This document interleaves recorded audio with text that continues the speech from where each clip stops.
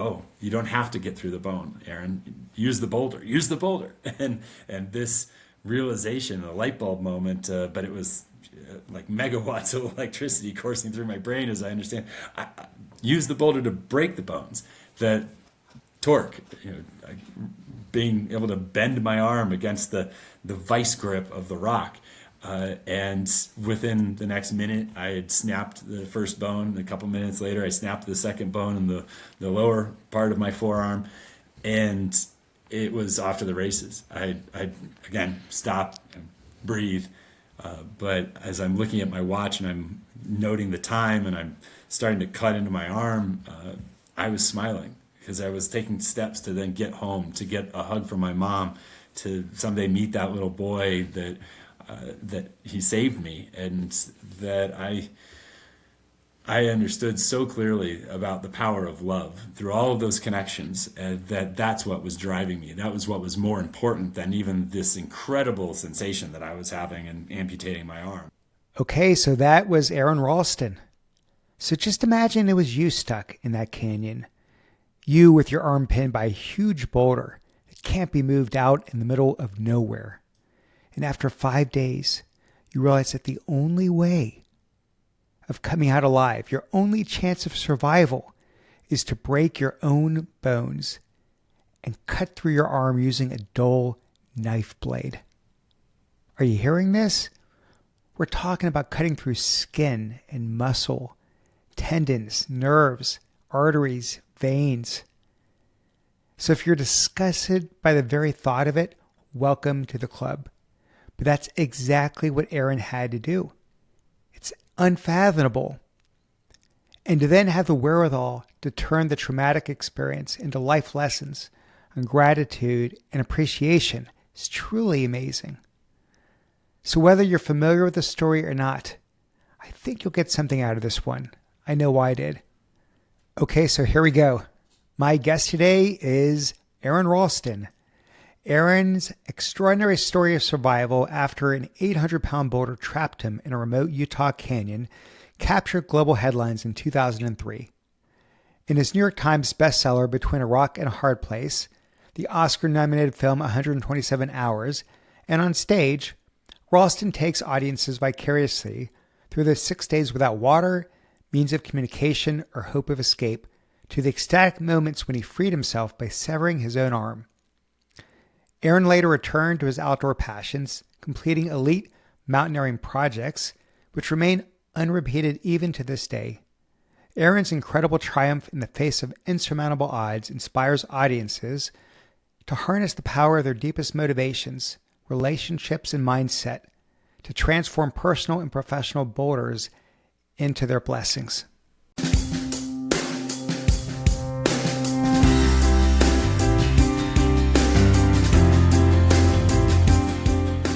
Welcome to The Art of Excellence, a show where I interview world-class leaders and trailblazers to discover the ingredients of outsized performance.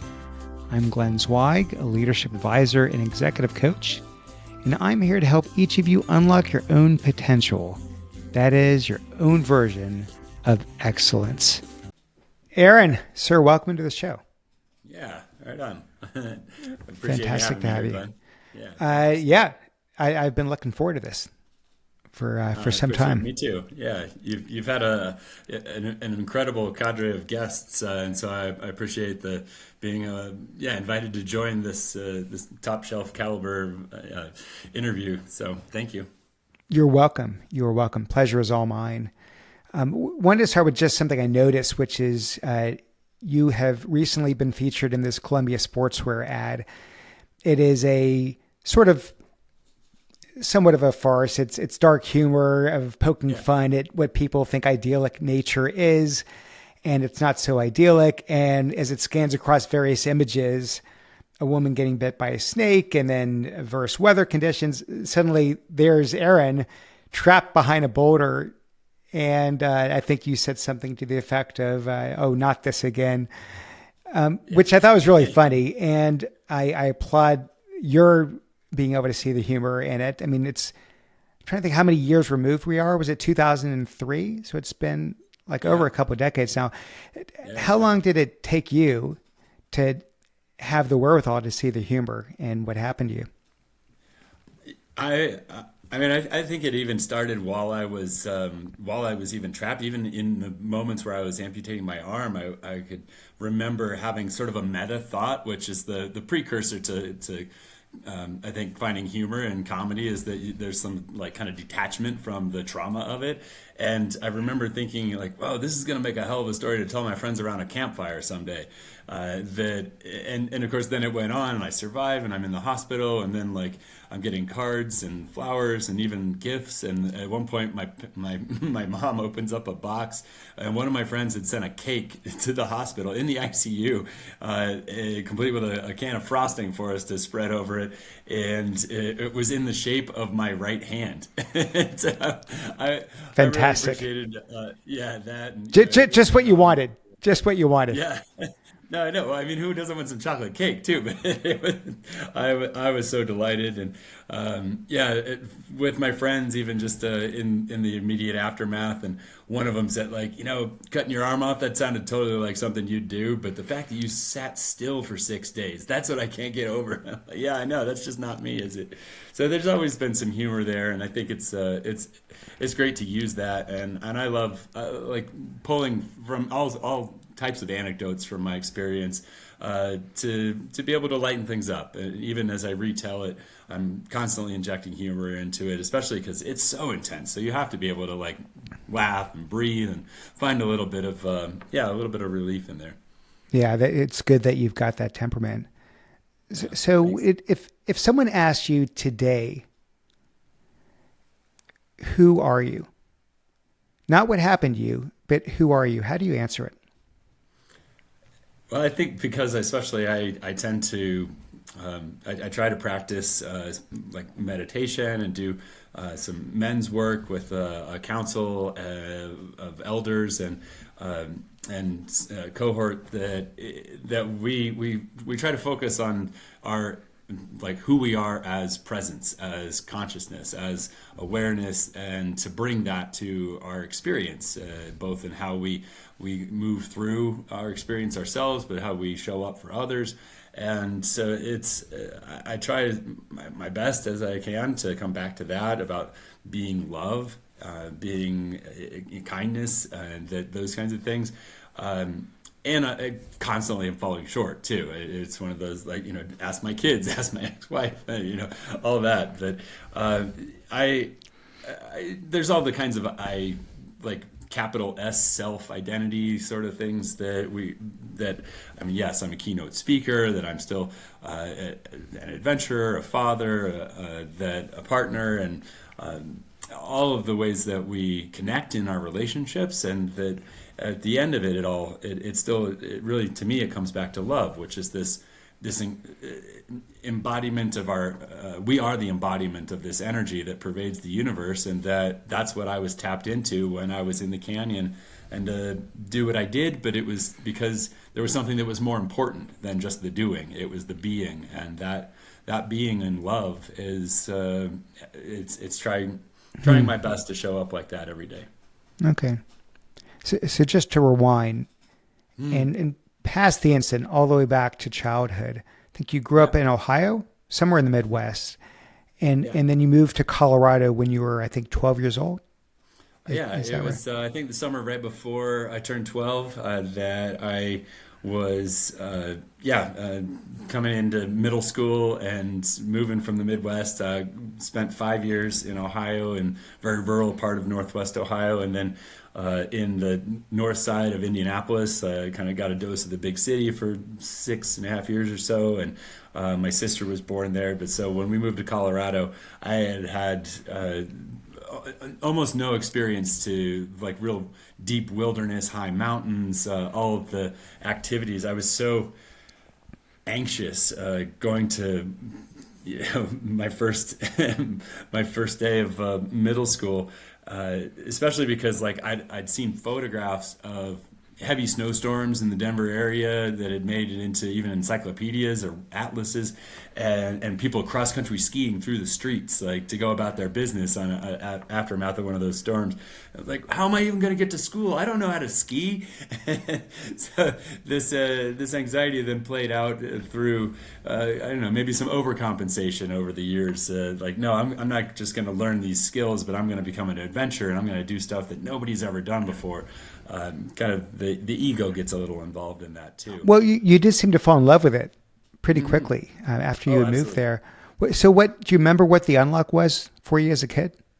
Yeah, I'd done like summer camps even back in Indiana, but that coming to Colorado, it was a few camps like that, opportunity where we went rafting and horseback riding and rock climbing and rappelling and some of those like backpacking in Rocky Mountain National Park. So very formative experiences in those years, like as a tweener, very early adolescent, and then that it was really skiing though, and getting up into the high mountains and developing a skill that spoke to me. So much fun, the sport and the adventure, the practice of mastery, getting better and better at it, and eventually then it led to I want to like not just look out at those mountains from the top of a chairlift, but what would it be like to go climb one of those mountains? And so after high school, one of my friends and I, the very first mountain I ever climbed on my own power, one of the highest mountains in the state we have, and it's in Rocky Mountain National Park, but Long's Peak, home of some of the hardest rock climbs in North America as well. But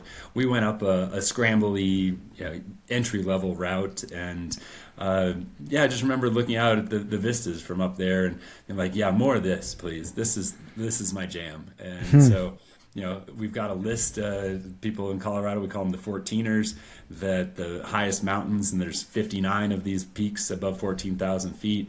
And so decided at some point by the late 90s that I was not only going to try and hike or climb all of them, but even by the time I got out of college, I set a goal to want to climb all of them in the wintertime, where there were fewer people around and more wilderness, more solitude, and kind of more deep therapy like that for me. Well, just to pause there, okay? Just because you're getting ahead of where I wanted to go, which is you did go to college. You didn't just go to college. You went to Carnegie Mellon, right? And you studied mechanical engineering. Now, I know how hard it is to get into that school. So you were not some, academic slacker. You obviously did very well to get into that place. You must have done very well to have studied that. And I believe you then got a job at Intel. And I know these days it's all about NVIDIA, but back in the day when you were there, Intel was considered one of the most well-run companies in the world.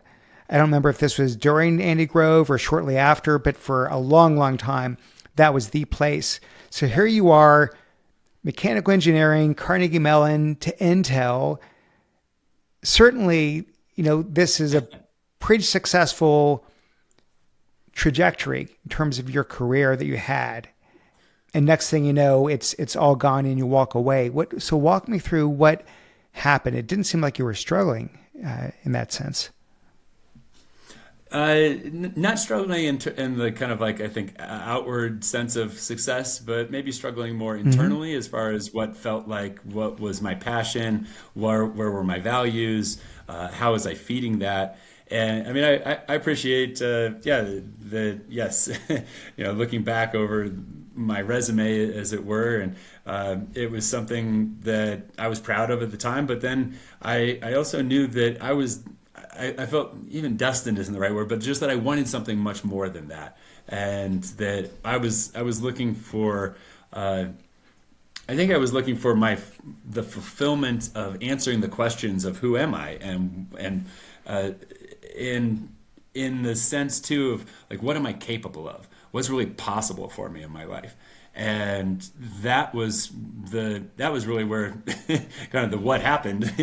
Walk away from all of this. I was pretty set up, and also that was not where I was finding the answers to those kinds of questions about the internal discovery that I was more curious about. I was finding the answers to those questions out in the mountains, and so I was kind of getting into with the the jumping ship moment where I sent out an email and said goodbye to my colleagues and was off to bigger and bolder things in my mind. But at the same time, I understand from an outsider's perspective, like, wait a minute, you're taking a six-figure paycheck, throwing it away, and moving to one of the most expensive zip codes in in the entire globe in Aspen, Colorado. You sure you did actually all that math? They say you did back at Carnegie Mellon. I was following my passion though, and that led to this unique, one of a kind, mountaineering project. I wanted to try to climb all these mountains, the 14ers, not only in the wintertime, which a couple people had done as partners, but no one had ever climbed them all in the wintertime as a soloist. And in the hierarchy of achievement, that stands higher and kind of at the top of all achievements in the mountaineering realm. And there's a good reason why no one had ever done it before. You could probably think of a half dozen of them. That was what I was up to. And I got my start on it in the late 90s. And by the time 2002 came around and I had quit my career as a mechanical engineer, I'd moved to Colorado, back north from where I was working down in the Southwest. And being in Aspen, I was in the heart of the most technical and difficult of all those high peaks. And that was the winter before then I walked into Blue John Canyon. So in many regards, by the time we get to the location and the moment in my life where now this far more globally recognized experience happens for me in my life, but that I was someone who, yes, had this background, the intellect, had the experience in the outdoors, had the experience and the background in mountain rescue as well. And that was who I was in that moment when I walked into that slot canyon out in Utah. We'll get to the canyon in a second here, but it is interesting that the canyon was a solo trip.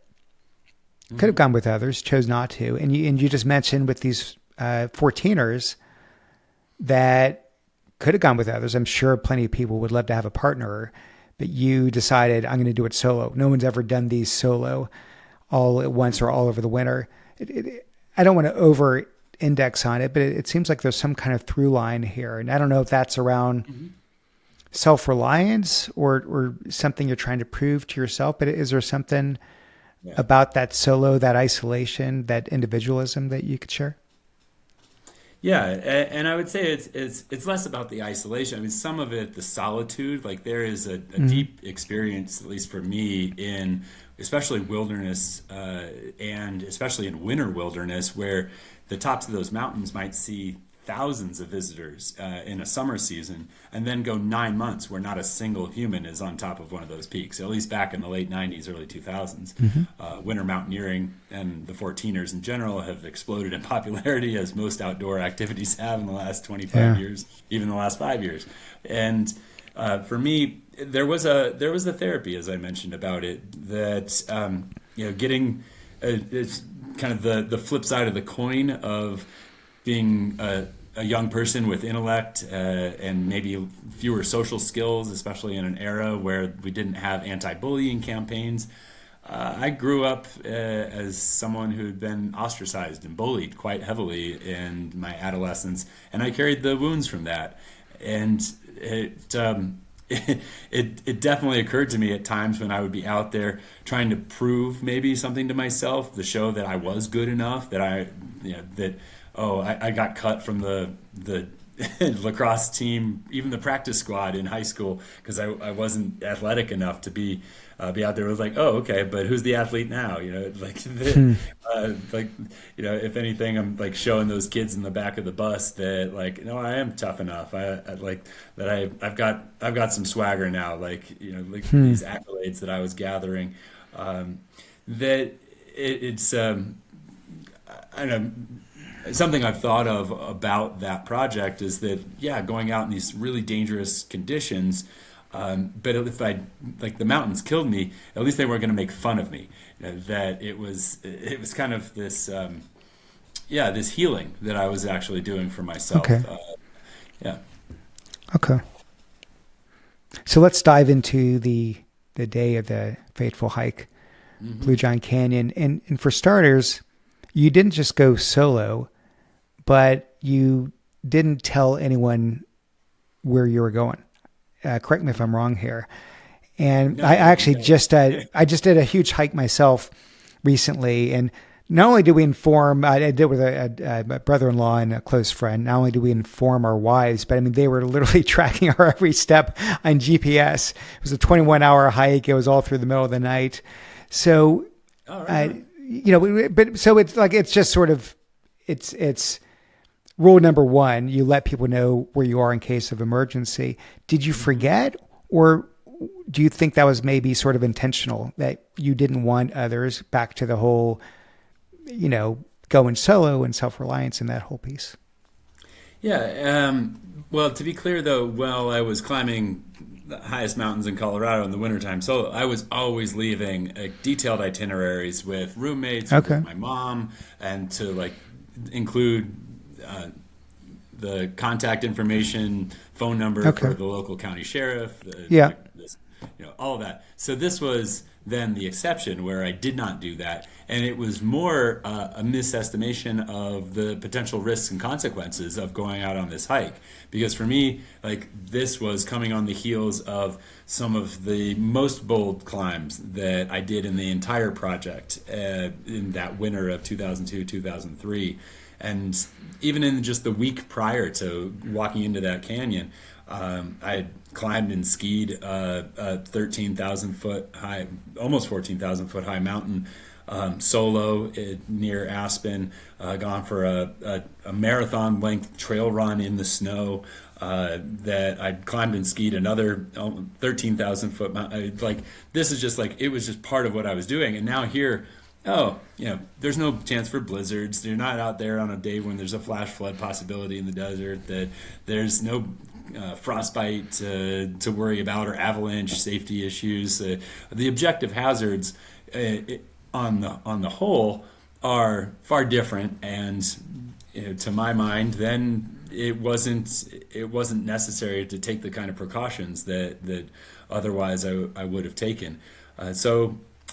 Then there was even the very fateful encounter that I had with two young women who happened to be in the same slot canyon as I was that day, Megan and Christy, that I met them just coming across them, and we went through the upper part of the canyon together. There was the option to go with them. They invited me to come, let's go out and we'll give you a ride. We'll go get some hamburgers and beers, and let's go do another hike tomorrow. And it's oh, I'll join you for the hike tomorrow, but I'm going to keep going. So it was a very clear choice then, and maybe an early lesson that, not only leave a note, but also to, next time go with the girls. That is kind of a little. I think about it in hindsight. It was but that's not what I was out there to do.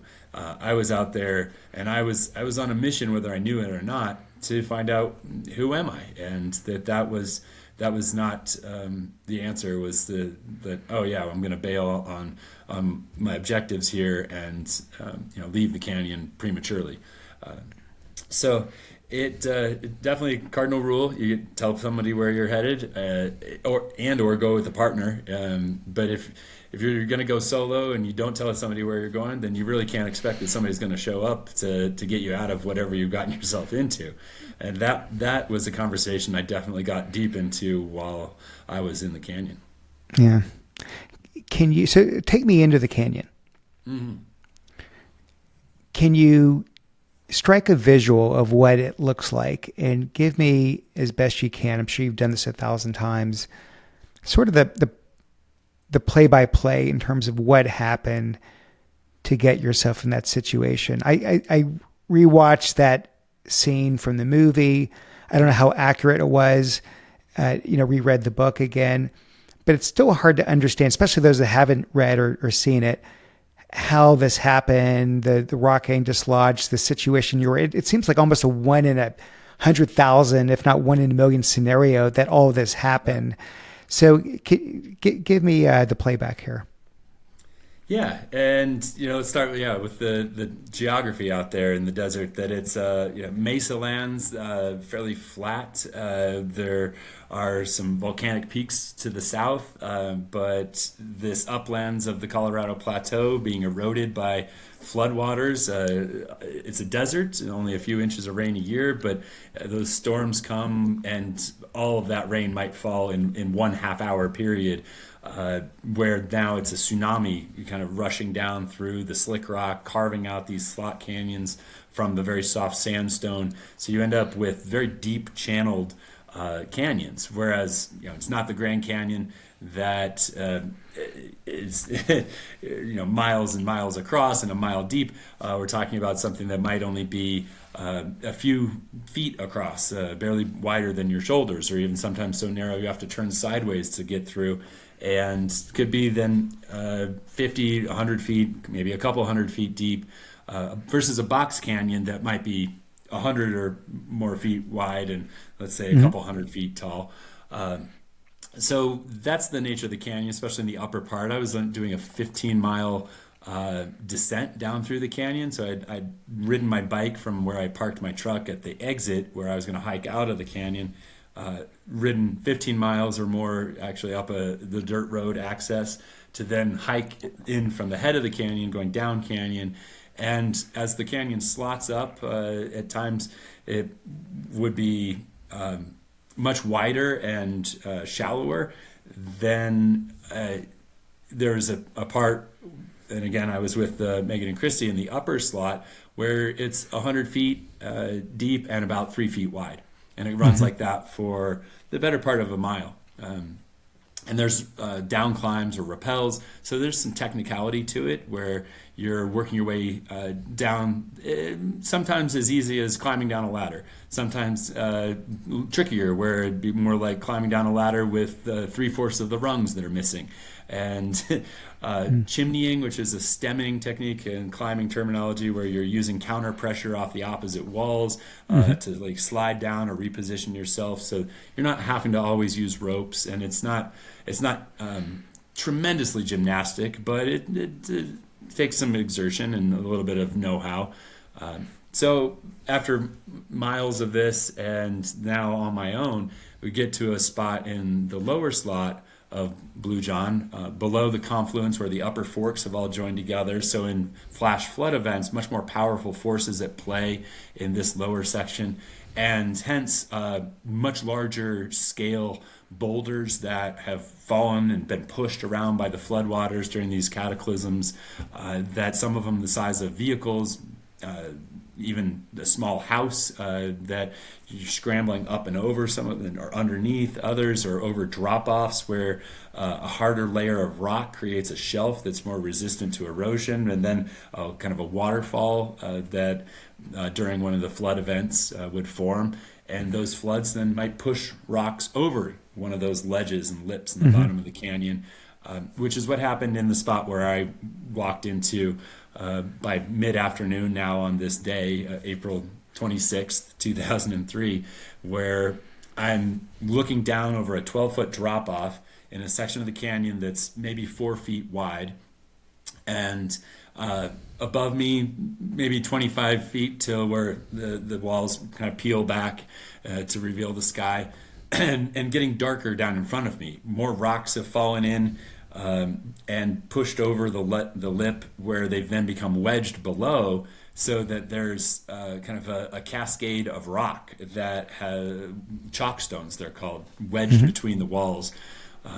Some of them the size of bus tires, others much smaller and tighter places in the slot, but almost a staircase. So yes, in the visual of the, like you referenced the film there, you do see very accurately how I became trapped, that I walk up to the edge of this lip, there are rocks wedged between the walls that I'm looking at. I judge whether or not they're going to be safe enough to try to use in my descent, but also being mindful, hey, I'm 7 miles from my bike, 8 miles from my truck in the opposite direction, 5 miles even to line of sight to the dirt road that's out there, which is the only dirt road in the entire like eastern half of 2 whole counties. So like it's very remote. Not a great place to sprain your ankle. So I'm being careful. I kick at the rock that's at the top of this sequence of chalk stones. This one, yeah, again, the size of a vehicle tire, and it holds. because I'm kicking at it from the uphill, upstream direction. And I decided I can use that as part of my descent. So I begin lowering myself over the lip. There's at least 8, 9 feet to go to the next rock in the sequence. And as I get to where I'm dangling then from this 800-pound or so boulder, but my weight is now pulling from the down canyon edge and a rotational force versus where I was kicking from the up canyon edge, pushing the rock more into the constriction where it was being held. But now I'm rotating it out of that constriction, and that torque that I apply with my body hanging from it, I dislodged it. So in the split second next that followed, I fall to the bottom of the canyon. The rock is falling from my head as it's ricocheting between the walls of the slot. I really just have the time to try to protect my skull. I'm able to push myself out from underneath the rock, but I've exposed my hands. Mm-hmm. The rock crushes my left hand first, just for a split second. It ricochets and it smashes my right hand, which I am still resisting and pushing. And the gap in the space between the rock and the canyon then allows my arm to slip into that space a little bit more just before the walls tapered in, and the rock slams down right in front of my chest, and it's ensnared my right arm from about where you'd wear a wristwatch all the way to my fingertips, crushing it just to a half-inch thickness against the wall of the canyon.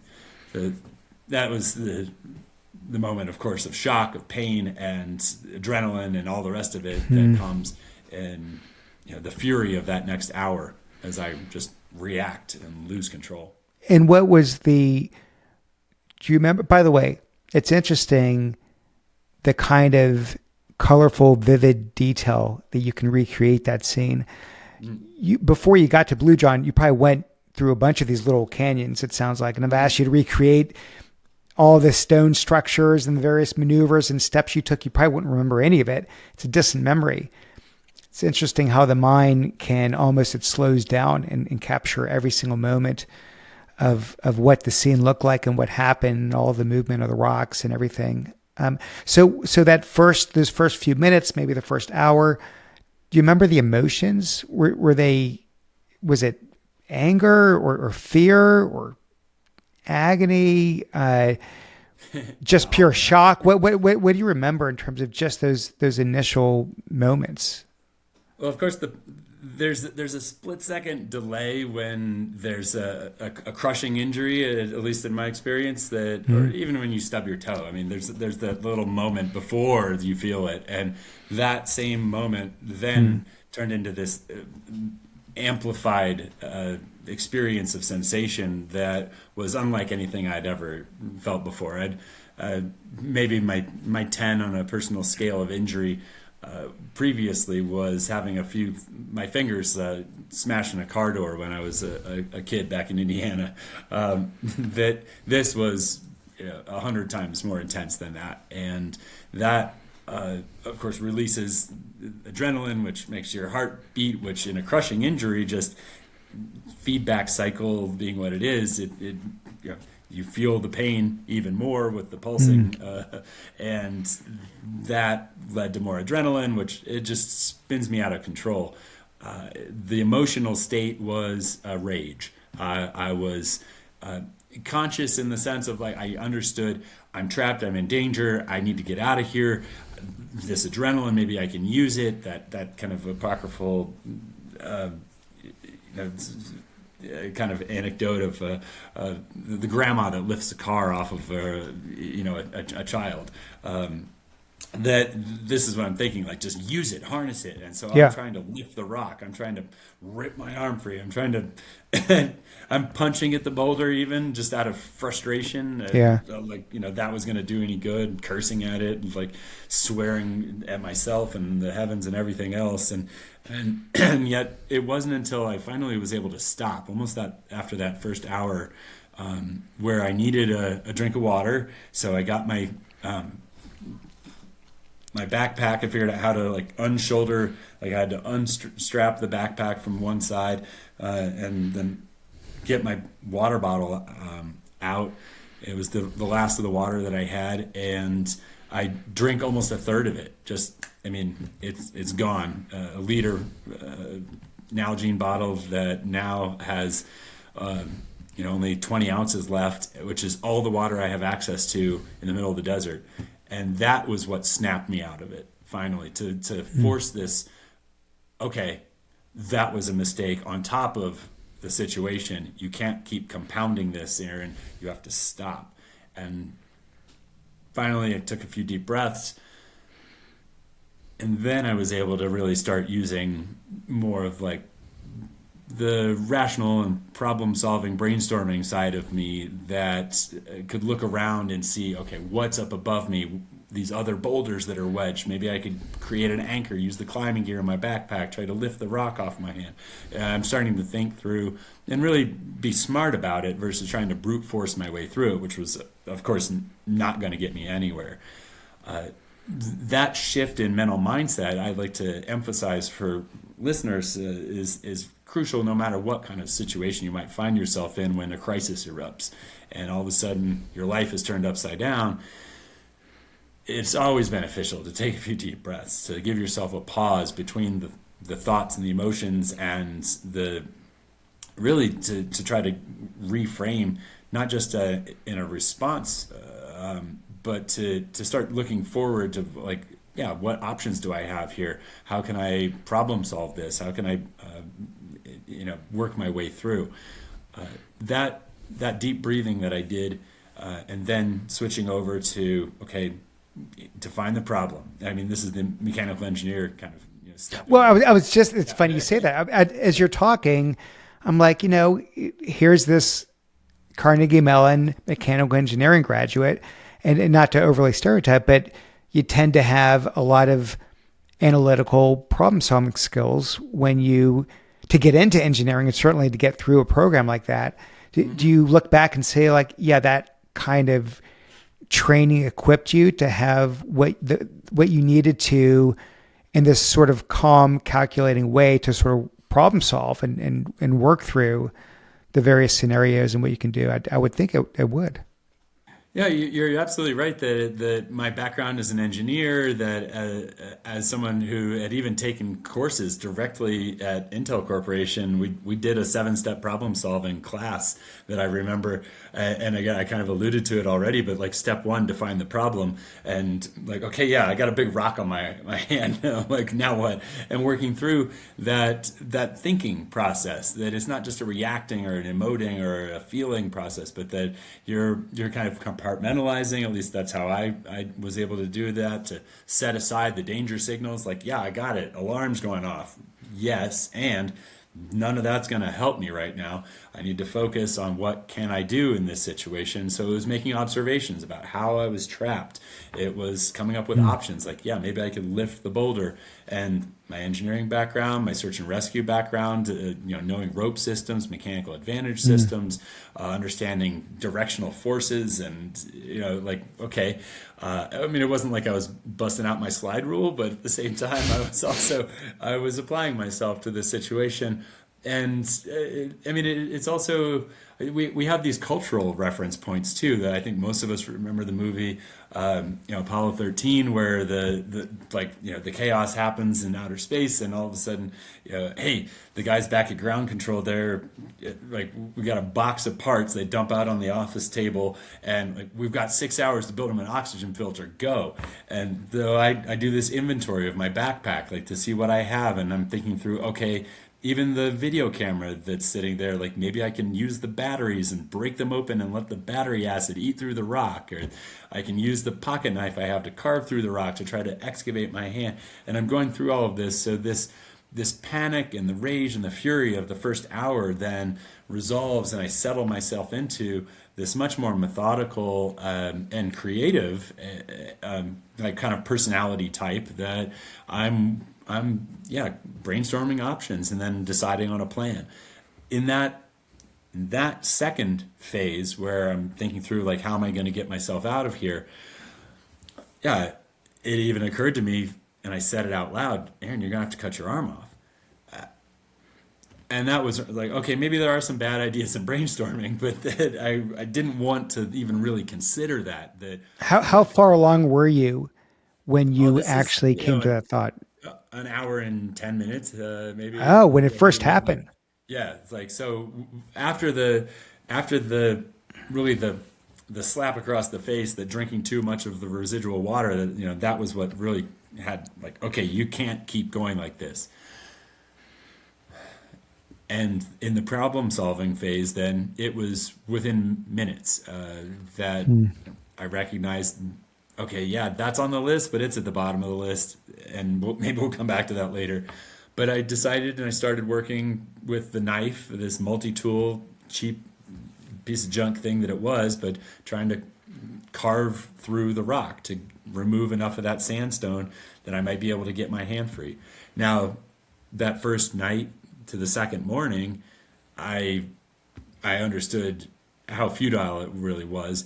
I removed about half of yeah, I mean an oversized marble, like maybe not even half of a golf ball. That it was going to take me a month to try to carve through this rock. I just was Hmm. did not have like a geologist pick to try to make this Yeah. happen. So that failed. I moved on to using the ropes, trying to rig up an anchor, which with one hand from below was a time consuming, very tedious process, but I was successful eventually.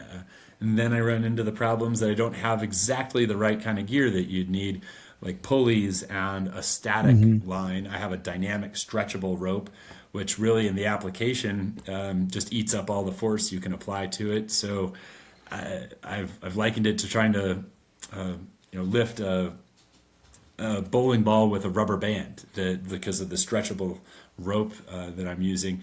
It's a mechanical disadvantage system. So that fails. I can't wait for help. Megan and Christy aren't coming back. No other canyoneers are going to be down in this slot for perhaps the better part of weeks, maybe the rest of the season.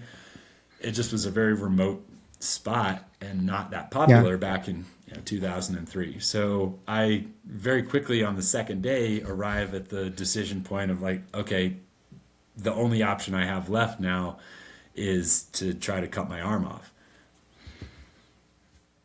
Which didn't work. Well, You I could you really couldn't didn't you even couldn't get cut to through, right? I really didn't even get to that point. I worked through like, okay, if I'm going to cut my arm off, how am I going to do it? What problems am I going to come up to? So I re-brainstorm about this. I'm going to need a tourniquet. So then I devise a tourniquet out of some of the materials from my backpack. I had a camelback with the little reservoir hose that comes over the shoulder, and mine had this neoprene uh, sheathing on it that I rip that off, and it's stretchable and thin. I tie it around my forearm, and I then knot that and clip a carabiner, a little snap link through to tighten this tourniquet down. And I clip that to make sure that it won't unfurl. But as I hold the knife, even just touching the metal to my skin, this, I mean, echo in the canyon of a voice that says it's a slow act of suicide, Aaron.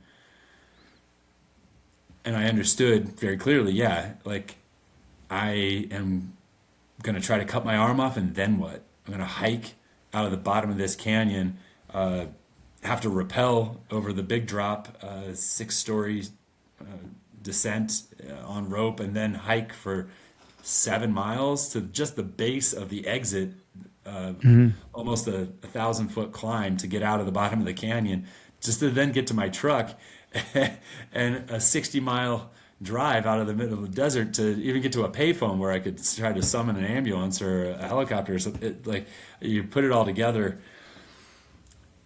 it it truly was just the first step towards killing myself. And I I understood that I was not going to do that. I set the knife down. I took the tourniquet off, but now I was standing in my grave.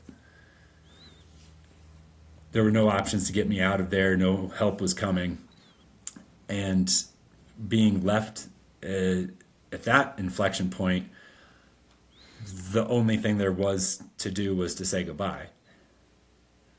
I had my video camera. I opened it up, I held it in front of me, and as I powered it up and turned it on to record, I started looking into that lens. And first, just very matter of factly, whoever finds this, please get it to my parents, Donna and Larry Ralston of Centennial, Colorado. Make sure of it. I'd appreciate it. And from there, then I launch into, Mom, Dad, I love you. I'm sorry. I've gotten myself into this, and there's no way out. And Sonia, I love you. My sister, I start talking to her. I ask her to do great things with her life and bring honor to our family. And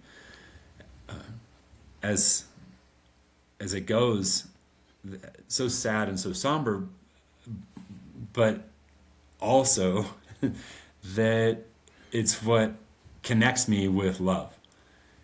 And that's where everything else comes from. That if I'm going to need courage or strength or resilience or perseverance or anything else, that it's going to come from love. And there's these little smiles that start to appear on the tape as I'm talking and saying these most important things to the most important people in my life.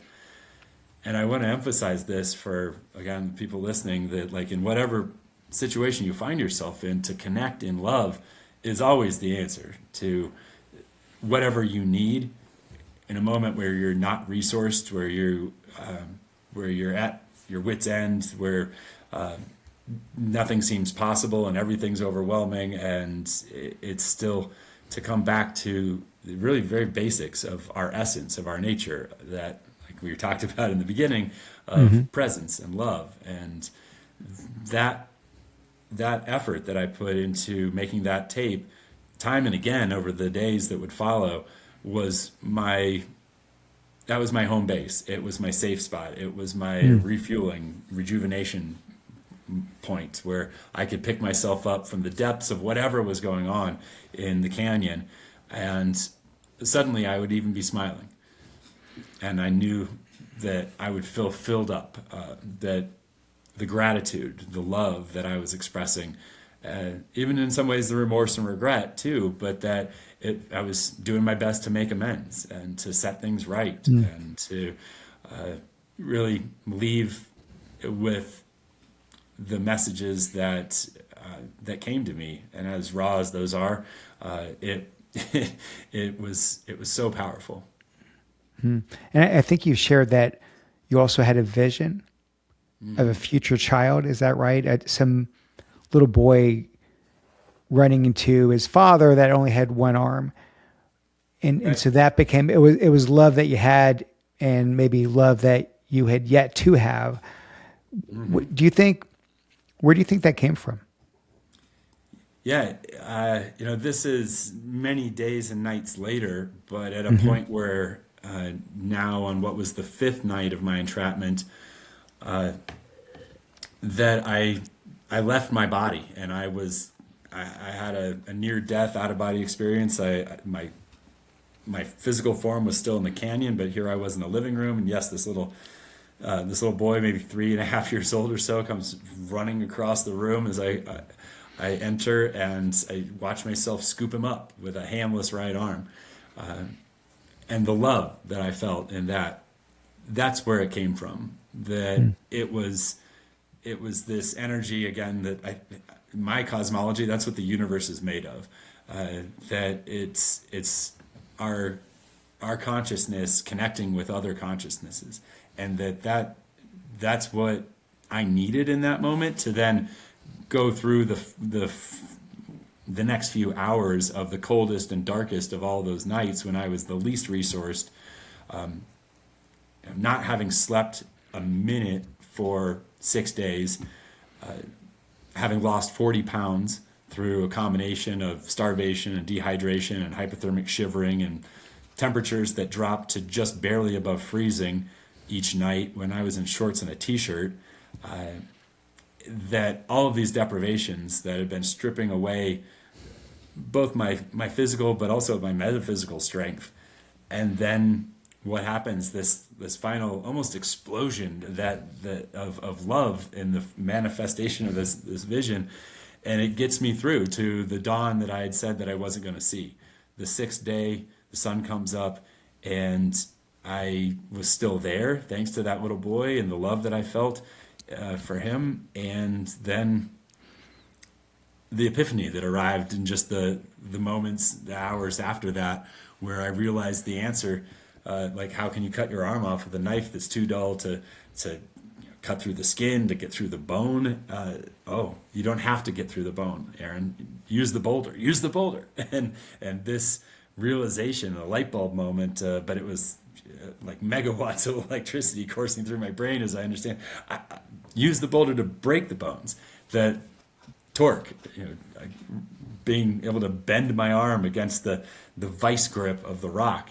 And within the next minute, I had snapped the first bone. A couple minutes later, I snapped the second bone in the lower part of my forearm, and it was off to the races. I again stop, breathe, but as I'm looking at my watch and I'm noting the time and I'm starting to cut into my arm, I was smiling because I was taking steps to then get home, to get a hug from my mom, to someday meet that little boy that he saved me, and that I understood so clearly about the power of love through all of those connections, and that's what was driving me. That was what was more important than even this incredible sensation that I was having in amputating my arm. I was going to say that like it's the notion of, I wonder how many people, and there's no way to answer this, and it's a hypothetical, but if you put 10,000 people in that situation, even giving them the answer, which is you're going to have to break your bones and then literally sever your arm, dismember yourself to free yourself, or you're dead. I wonder how many people would have the wherewithal to actually do it, to actually cut off their own arm. It's almost like this. I don't mean that. I mean, it's amazing that you did it, but it's almost like this kind of cold, again, problem solving, engineering mindset. This is what needs to be done. This is the answer to the puzzle, even though look at what you're actually doing, which is, I'm guessing that probably would have been almost impossible to do day one, because you'd still hope for some kind of other resolution of this whole thing. So you had to be at wit's end, where it's this or your deathbed. But I mean, do you even remember any of the pain or agony in doing that? I would think one would even be in shock just cutting off their own body part like that. I can't necessarily take myself back into the moment and actually feel the pain, but I certainly remember the feeling of the pain and as it went. But I do think you make a good point about when we consider, like, what would I do if I were there? None of us know until we find out. And that's this discovery that I'd always wanted to know about myself. Like, if my life were on the line, would I be the guy on Mount Everest that goes back into the storm and brings another, companion back to safety? Or like, those kinds of scenarios I played out over and over, asking this question, and then I got to find out. Now, what if I answered yes, that I could have done that if you'd asked me ahead of time?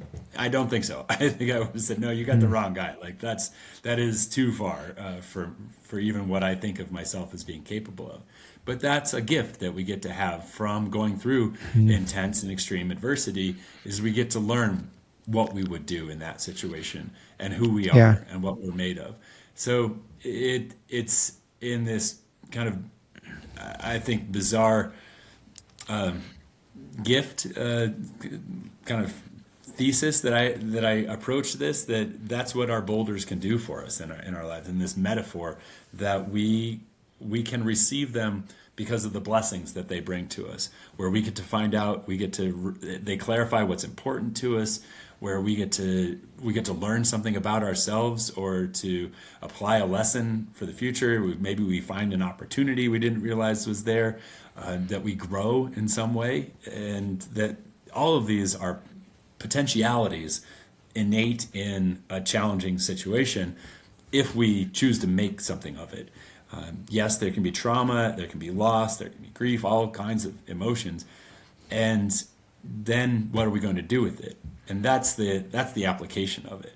But not to say that it was cold and I don't know, mechanical, or that like that it was all entirely the engineering mind at work, because the emotional mind for me was really that was the fuel cell behind all of this. This is why I didn't pass out, was because of what I was making it mean.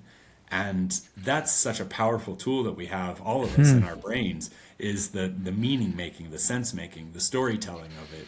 Is that, like, yes, if you just think, oh, I'm gonna stick a knife in my arm and start cutting muscle and like using pliers to rip apart tendons and like, oh, severing a nerve. Yeah, It's yeah, yeah, yeah. It's making me switch as you yeah, see, say. that's a, Well, we you're just you. I lost mean, half your audience, but I want to you say, like, you needed if you both. You needed both. I'll tell you. needed both. I don't know. I'll claim sort of stupidity here. I don't know that I would have even thought about the notion of, oh, the way you break your arm isn't to break the bone, it's to not break the bone or cut through the bone. I've got to break the bone so I can preempt needing to cut through. I don't know that I would have even had that kind of logic path. So let me just fast forward so we can get out of the canyon, because now I'm getting I'm getting shivers. So you go from this anonymous climber to a global headline, and I remember it vividly. Best-selling author, Hollywood movie, talk shows, I mean, everything.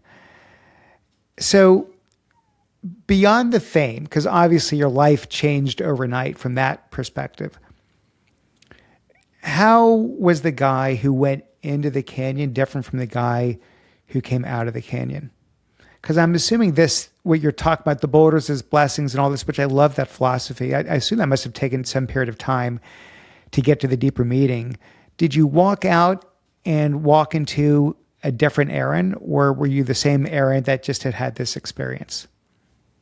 Yeah, I mean, I think I know that I was in touch with possibility in my life, because that's what really got me through it. That possibility is so much more powerful than pain, and possibilities then were everywhere for me, and it was also necessary to me to keep pushing this idea of, like, well, what am I capable of? What's possible for me in my life? That I'm going to finish that 14ers project. I was three-fourths of the way through it when my amputation happened, and so to finish those last 14 of the 59 mountains that I had left, that was to both prove to myself, okay, this is not a setback, but rather an acceleration. I'm going to do even bigger and greater things in my life. And then also it was this huge gift of the lesson that life is not just what you do, it's who you are. It's that beingness of life, which is still a project for me in my life today. And I did shift in some regards. It was the beginning of an evolution for me, and it accelerated me in many regards. And also, it you only see in hindsight how, okay, maybe some of the early lessons that I took weren't exactly the lessons that I needed, but I was 27 years old, and like, oh, if that didn't stop me, what possibly could? Like, okay, yeah, and you're going down that path, and you will find out where the edge is. I got close many other times, and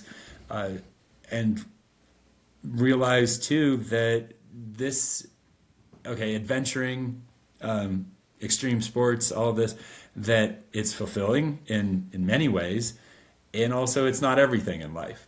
Of course, becoming a parent, it's first my son Leo, who indeed was the little boy I'd met in the canyon, the complete, blonde hair and blue eyes and the red polo shirts and the love of trucks and everything else that I'd seen in that vision. That and his sister Elisabetta, that the two of them today, it's how I know, like, if something were to happen, I would cut my other hand off with an even bigger smile. And that's the thing. When we were kind of getting into it and the intensity of it, but to say that the amputation in those moments, I was smiling. as I was going through every bit of it, that I saw it in the perspective of, this is what I'm doing to get home. This is what I'm doing to get that hug from my mom. This is what I'm doing in order to someday meet that little boy, to have kids, like to have a life, that right now it's just all possibility. But I was beaming for most of that hour that it took me to cut through my arm, and that's the symbol that I really want to emphasize about all of this. That, yeah, the story of the guy that cut his arm off, but it's the story of the guy who was smiling when he cut his arm off.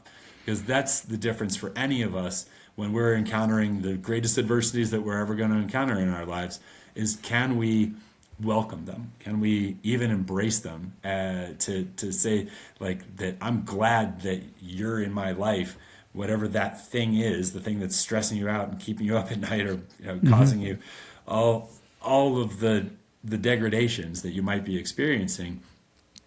Can you find some gratitude for it? Because that twist is truly the secret to a power that you have inside of you, that is untouchable. It's unflappable then. Because everything comes for your benefit. It's not happening to you, but rather happening for you. And this victoriousness that you can,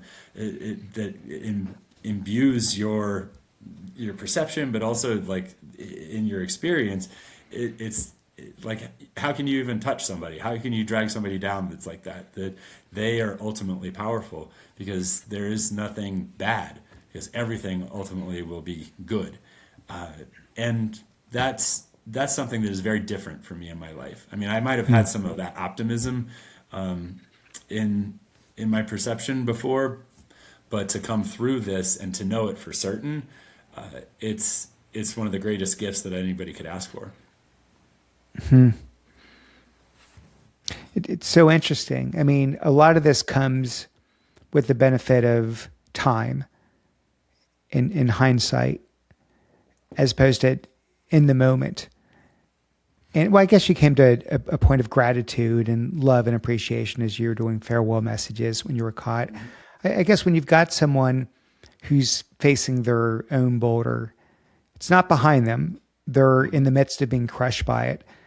Yeah. Forgive the analogy, but no, yeah. They've lost a job. They've gotten a really bleak diagnosis. Yeah. They've lost someone they love. They're going through divorce. They're in the midst of it, and they don't see a light at the end of the tunnel. Mm-hmm. They don't see the 7-mile trek back to your car. They only see a boulder that's crushing their hand, and they don't see a way out. What do you tell them in that moment? How do they find the positivity in that while they're going through it? This is the concept of yes and. All of that is true. And I've been there, and just in every single one of those scenarios you just laid out, that I've been through divorce, I've been through mental health challenges, that I've been through financial setbacks, that I've been through diagnoses for myself, for my dad, losing my dad to pancreatic cancer 6 years ago now. That it's still this idea that whatever happens, that we get to choose what to do with it. And so that's always the midpoint. The trauma is really just the beginning. It's what happens after that. And so if you can conceive of, even in the middle of a divorce or in the middle of a loss, that you can someday just plant the seed that, like, someday I can look back and be grateful for this, that I could look back and say thank you to my worst adversary, that I could be in a place where I can see that everything else that's going to come in my life comes back to this, even as dark, as bad as what it seems in that time, because we never know. And that's a gift that equanimity can give us, is to just at least contemplate and consider that we don't know that this is bad, that we don't know if it's good yet, and that a lot of it is up to us and what we do with it in what follows. But in those moments of the real darkness, I also know that it's enough to just still be there. And that as I left the canyon, I rappel down to what's the first small source of water that's not my own urine for all those days. But it was dark and nasty, but I took a selfie there with my arm holding up behind me, just to document, like, okay, I made it this far. And now I don't know what's going to happen, but I'm going to see it through to the end. I'm going to keep taking one more step and one more step. And in those times, the sun is going to come up again, and that you will see the dawn of that next day, and that it's okay to just still be in it. That it doesn't have to resolve. It doesn't have to be a triumph yet, but to know that it's all part of the transformation. And if you focus on that rather than the tragedy, life is so much about what we focus on and where we put our perspective, like where we put our energy. And if we put it on, like, okay, this is helping me, this is getting me on my way, this is moving me towards the future self that I'm here to become, rather than strictly focusing like that it's only the loss or that it's only the grief right now. It's that yes, and that it can be both, and we will also we'll get to that. And it's like, I know about myself, I'm not the person that's going to let that trauma turn into the tragedy. That I'm going Yeah. to do everything that I can, to make it, to push towards the other outcome. And that's what we do. It's the best thing we do as human beings, is then how we tell the story about it. And if we can work on that, on the kind of the editing side of things, sometimes it's just a change of our mind. It's not even a change of our circumstance. So the gratitude, the love, the knowing how to find what's important. So how does that show up day to day in the fairly, if you will, mundane, unglamorous parts of your life? The parenting, relationships, whatever job, just day to day decisions. How does that manifest itself? It's it's sometimes it's the mundane, but that it's saying thank you. It's expressing that gratitude, focusing on it. If I'm having a bad day, but I can still reflect and think about three things that went well, and to be thankful for those things, say it out loud, having that kind of like positivity practice in life. That it makes a difference.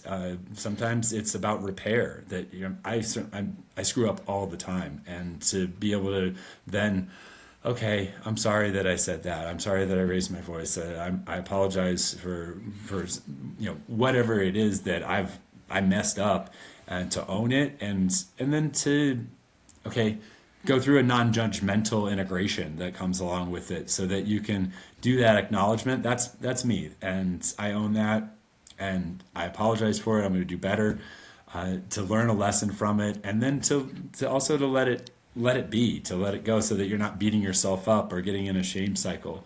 To know that there are going to be times when there's despair, but there's also possibility, and that to keep shifting. Okay, what's more important right now? Is it that there's something uncomfortable or painful or upsetting, or is that there's something that's more valuable in all of this? And to keep coming back. As a person who's been through depression, I know that to connect in love is oftentimes the best antidote to any of the mental health challenges that I have. And so to have those little interventions, to remember, like, okay, so make that phone call to somebody who's going to pick up and that can be there for you, to reach out and get help. Because when I finished the 14ers project, to stand on the last of those summits as I did, with the aid of prosthetics and all of the, like, everything that it took, the mentoring, I mean, of course, just saving my life, the support to get me back out there, my family, my friends, professionals, rescuers, like everybody, I realized I hadn't done any of it solo at all. And that it's to ask for help, then to know that this endeavor, the human experience, I've heard it said that we're all just walking each other home, that we are not alone in this, so that wherever you are, in whatever the darkness is, and it can be so real, and that we're not alone in it. So when I share about the losses that I've gone through, or the hardships, the adversities, I know that people afterwards, they come up and they share about what they've experienced, what they've gone through, and we connect through that. My dad died of pancreatic cancer too. Those kinds of things, where to be there for one another, it's it it is that consciousness connecting with other consciousness. It's love, and that's what we're here on this planet in this existence to do. Do you think all of this was meant to be? I, yeah, I sometimes think that it was inevitable. Looking back, even while I was trapped, I saw like, oh, you wanted this, Aaron. Look how you created this. You made all these choices that got you to this place. And to understand, oh, and if it hadn't been that rock in that situation, it would have been something else at another time. This is what you were headed for in your life because you wanted it. And we get what we want most of the time, even if we aren't very careful about how we word it, and then it might look like, oh, this isn't what I wanted, but oh, really? Well, you remember you wanted to find out what you would do if your life were on the line. Okay, then this is what I wanted, and I'm going to find out. So I I think about that not in terms of that it was like externally prescripted for my life, but rather that it was internally crafted. That I I I had a curiosity, as I think most of us do, and I followed it. And yeah, so this is what I got to find out, and I that curiosity has not been satisfied yet. I still wonder what's coming, what's inside of me still. As you know, there's many challenges that I face in my life today, and that's where I keep getting to show up and find out and to say, okay, what am I going to do with this now, and how can I use this as an advantage rather than just as an adversity. Yeah. What's been, like we said, 22 years change since Blue John Canyon. Do you still have hard days? And I don't mean around other aspects in your life, but hard days as it relates to that incident, the memory of it, you're dealing with your emotions, if there's any still emotions, lingering emotions around it, or is that all in the past in ancient history? Uh, the hardest days came in the immediate aftermath, where I had fought so hard to get out of that canyon to have my life again, and then to feel like, oh, this is my life being laid out, where I need help to get up to go to the bathroom, where I can't go more than a few minutes without taking more painkillers, where just like being an invalid, and not having the life that I had fought for.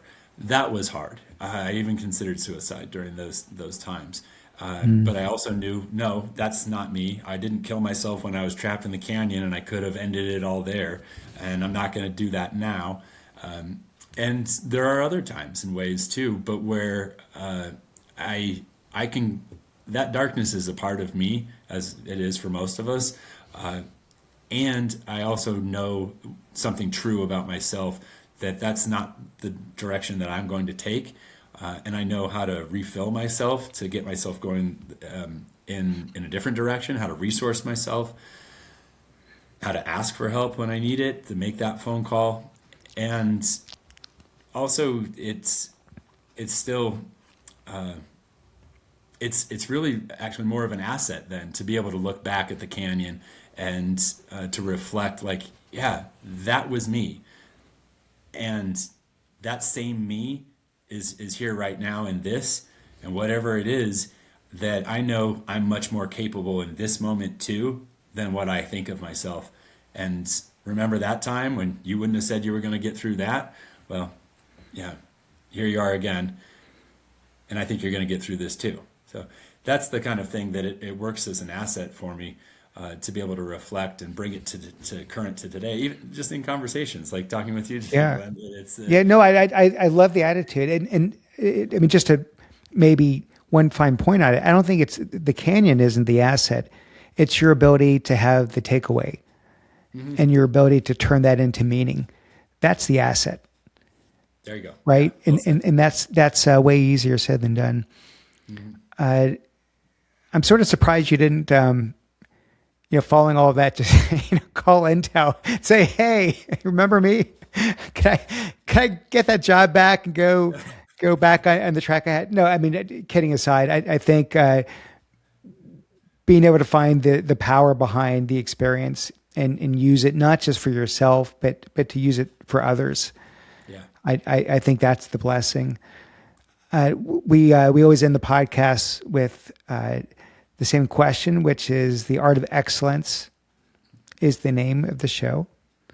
And I love it when my guests can define what that word excellence means to them. So what does it mean to you?